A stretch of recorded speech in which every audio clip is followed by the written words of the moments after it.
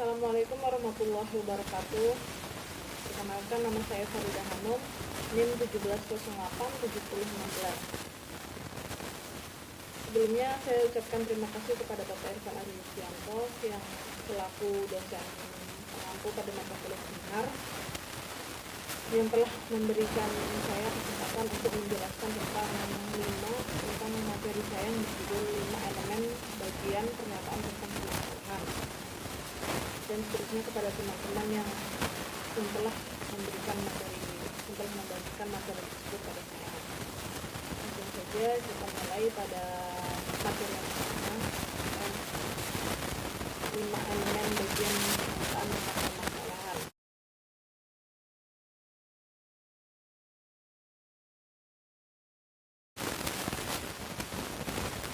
Sebelum menetapkan sebuah permasalahan, tentunya kita harus memahami dulu tata cara apa saja yang akan dilakukan saat menyelesaikan permasalahan, ingin membuat masalah, gitu kan.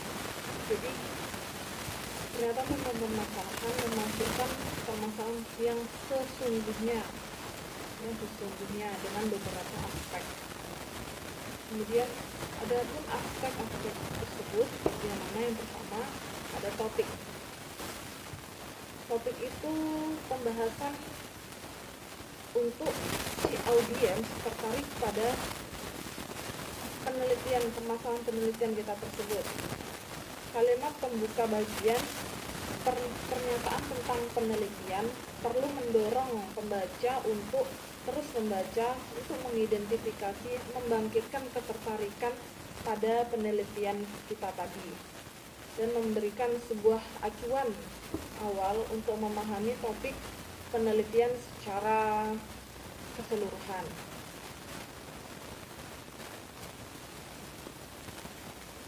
Mengapa topik itu perlu menarik?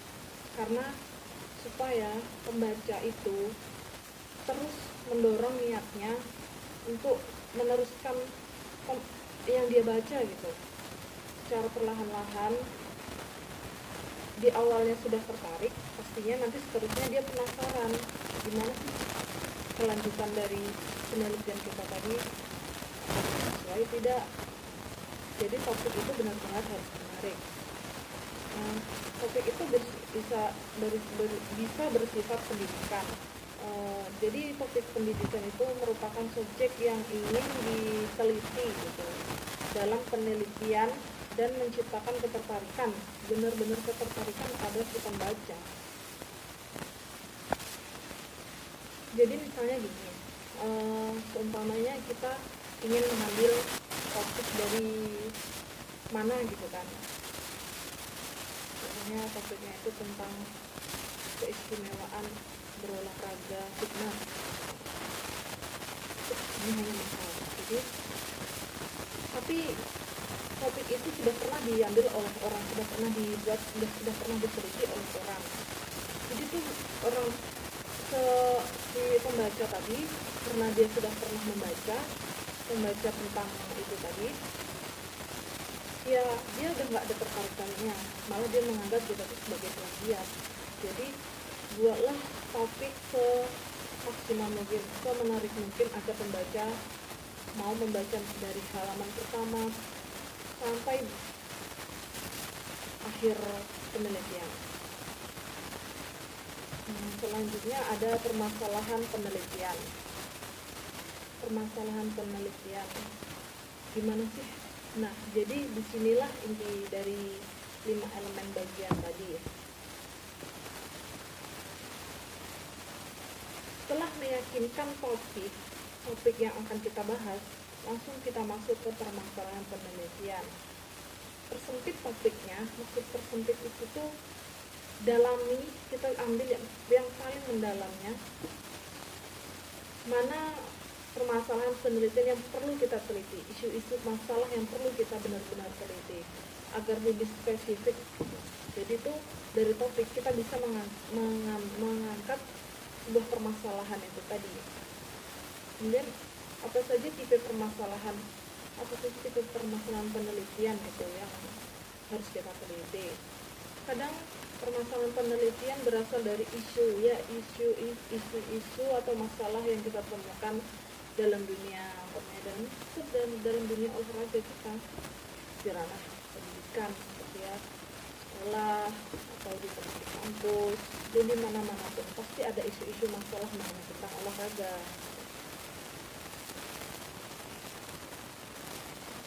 Lanjut, yang ketiga ada justifikasi permasalahan penelitian. Justifikasi itu kan seperti memberikan suatu alasan mengapa kita perlu atau pentingnya sebuah isu atau masalah tersebut. Justifikasi ini terjadi di beberapa paragraf gitu kan. Ya pastinya kita memberikan sebuah alasan mengapa permasalahan kita tuh ini, mengapa tidak yang ini. Pasti ada alasan-alasan tertentunya mengapa kita justru yang orang pikirkan seperti ini, tapi yang kita ambil seperti ini. Jadi itu justifikasi itu bisa ditarik dari sumber yang berbeda, digunakan dalam tipe pendekatan yang berbeda juga. Adapun definisi penelitian yang dimaksudkan di sini tuh definisi dalam sebuah bukti gitu. Bukti yang berarti bahwa kepustakaan terdahulu atau pengalaman praktis peneliti tidak menangani permasalahan penelitian yang secara tidak kuat gitu.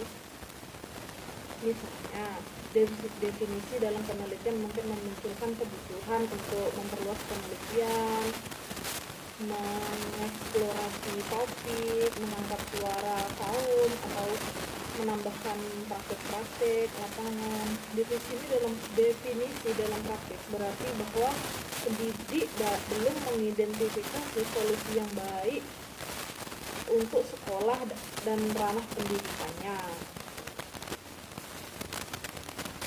Dalam contoh, seorang peneliti menyebutkan beberapa kelemahan dalam penelitian terdahulu dan merelaksasikan pengalaman pribadinya.